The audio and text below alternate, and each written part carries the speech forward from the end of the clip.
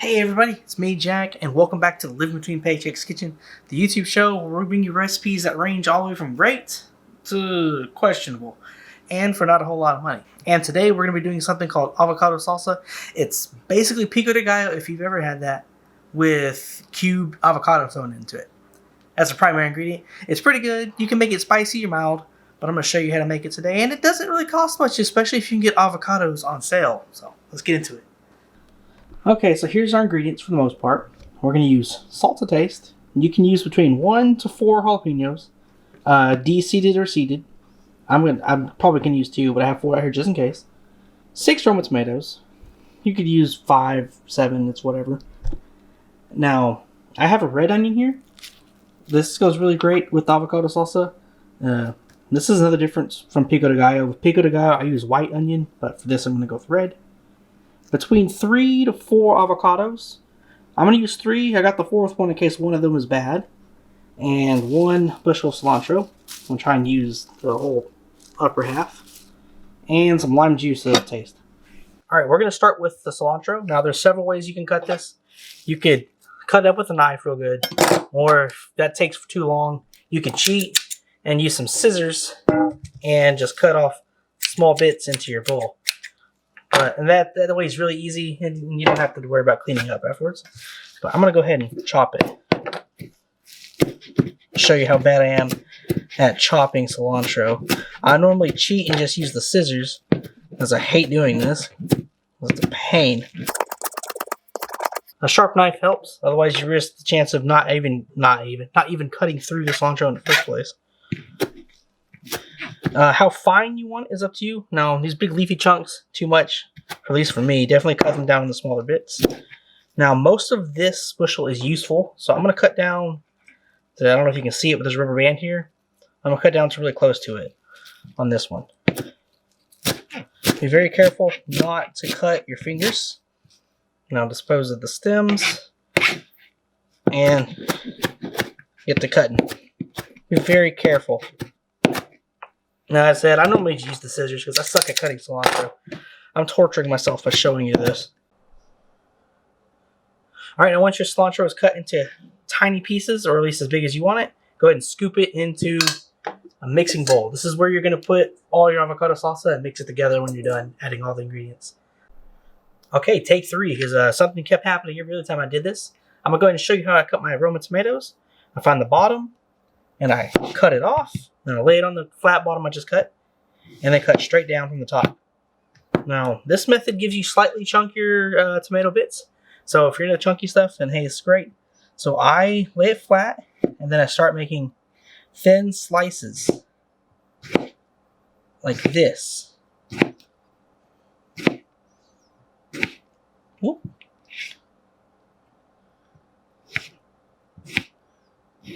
Alright. And then I just lay it back and just cut. This will give you thicker pieces, but you can always go back after you cut it and just chop it up for a couple seconds. The other tomato stuff's getting in the way. Be sure not to cut yourself. And as I said, you can just chop it up a little bit after the fact if you need smaller bits. Now, if you want smaller pieces, you could do this. You can cut it along the short edge here, like this, and then cut. You just want to stick to the knife. And let me try and turn it. It's easier when it's actually facing you. And then just start to slice it like so. And this is how I do Roma tomatoes. Oh, and another thing about cutting tomatoes is make sure your knife is very sharp. You really don't want your knife to slip or to crush the tomatoes while you're cutting them, because you really risk cutting yourself real bad if that could happen. You know, the saying a dull knife is dangerous is true, especially if you're trying to cut tomatoes with one. Okay, so here's our onion. We got a red one. Now, I don't know if you've ever cut an onion before, but when you do, it bleeds white liquid, and it releases a gas that will make you want to tear up and cry.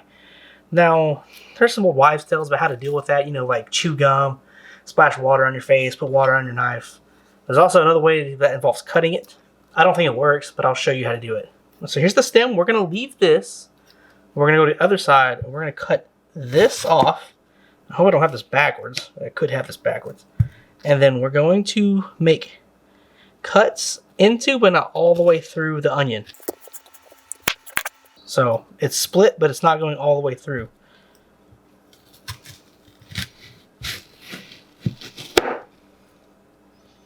Make sure your knife is sharp.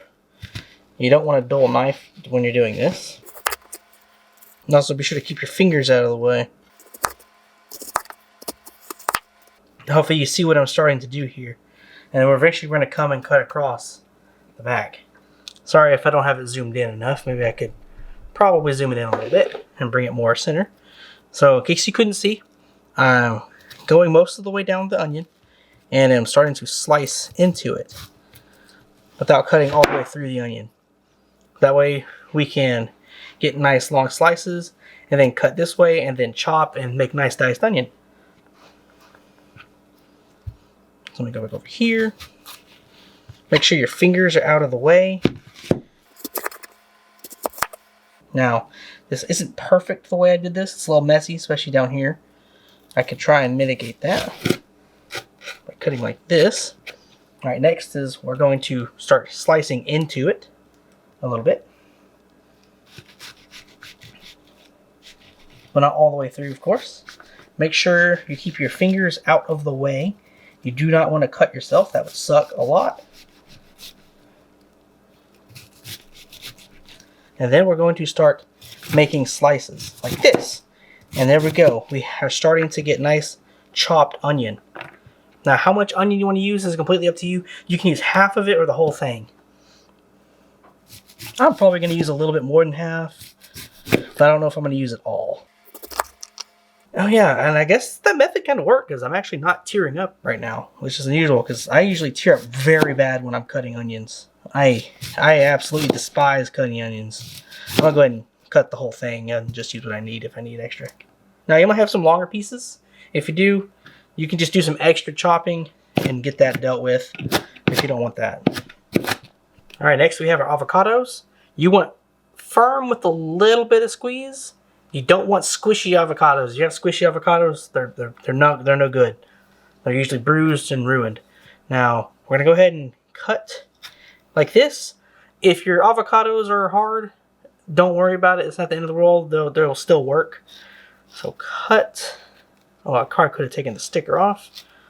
And then we're going to just twist it. Then we're going to try and check out the seed. I forget what the heck the actual term for this thing is. So take your knife and very carefully, don't cut yourself, make slices in the avocado.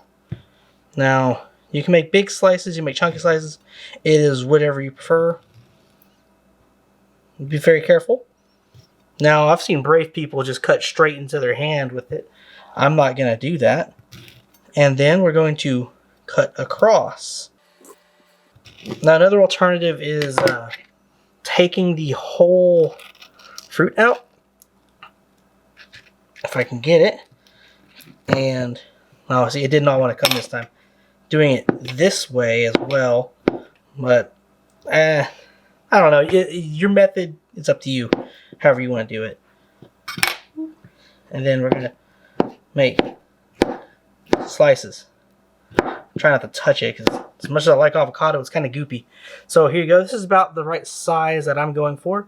Not too big, not too small. Now back to this method. So I'm going to go ahead and finish cutting since I stopped. Make sure there's no sticker in it. And then we'll take our spoon and just bring it out. And here you go. Chunks of avocado. Now this method you can get bigger pieces than if you just scoop it out and cut it on a board. But either method works. And then just do this about 3 to 4 more times depending on how many avocados you have. Okay, here's our avocado salsa so far. I haven't mixed it. I'm just adding everything in layer by layer. And one of the next things we're going to do is chop up our jalapeno and add it. Okay, so there's several ways you could do your jalapenos. I typically cut the stem off and then slice them in half so I could decore them and get rid of the seeds. So I'll get like a Ziploc bag or something, put it off to the side, put the jalapeno in it, and this makes cleanup a lot easier as I shuck the insides off into the bag. That way I don't get seeds everywhere. That's one way you could do the jalapenos. Another way, if you don't really care for coring them, is to cut them like this, not all the way down to the stem, and then cut again. So it's split into 4, and then start dicing it this way. Doing it this way, it makes it a pain to get rid of the seeds. I know you've seen me cut jalapenos before. I cut them lengthwise, down a couple times, to make it easier to dice them.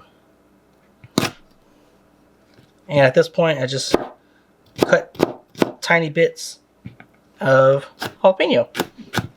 Make sure you don't cut your fingers. I have bad form with this, I know. You're supposed to use your knuckles as a guide. I'm not very comfortable doing that. I've grown up doing it wrong my whole life, and I'm probably going to stick by that method. And here you go. Nice diced jalapenos. Be sure to wash your hands after dealing with these things. You're going to regret it if you don't. Alright, here's our avocado salsa. I still haven't mixed it yet. It's all layer by layer. I only used 3 of my 4 jalapenos as well. So next we're going to add about 3 tablespoons of lime juice. You can add up to a cup of this if you really want to. It's up to taste, so it's whatever on that. Now, this won't hold for very long because it has avocado in it. And avocado oxidizes very fast when exposed to oxygen. But the more lime juice you add, the longer it will hold. But it won't really last more than like, did I add 2 or did I add 3? Oh no, whatever. Third or fourth one, I lost track. Anyway, and then I'm going to add a little bit of salt. And next we're going to start stirring it. Get a big old spoon and mix it together. Now I'm going to add more salt. It's like pico de gallo. You really want to go heavy on the salt on it. But be sure to taste it. Now, I know what I'm doing. I've done this before. So I'm going to periodically add salt. But be sure, if you're going to do it, taste test it each time you add salt to it. That way you don't add too much. Make sure you mix it very well. Don't be too rough on it. You don't want to turn your avocado chunks into like a cream. That's really not what you want. You want this to be chunky. I'm going to add another extra bit of salt. Let's try and get deep down there so we can get the cilantro mixed in, or the cilantro mixed. And there you go. This is avocado salsa. Chunky avocado salsa, at least. It's not hard to make. Chopping is a little time consuming, but as long as you know how the basics of cutting fruits, you'll be okay. And it might take you about 30 minutes to cut everything if you don't know what you're doing. Could take longer if you're really bad at cutting. But let's go ahead and taste it. And here we go. We have our avocado salsa. Let's go ahead and try it out. Let's get a nice chip full. Now here's your crunch warning. And let's try it out.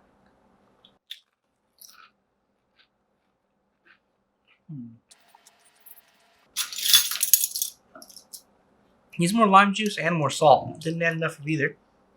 So I'm going to get another tablespoon of lime juice out. Pour it in. And an extra layer of salt.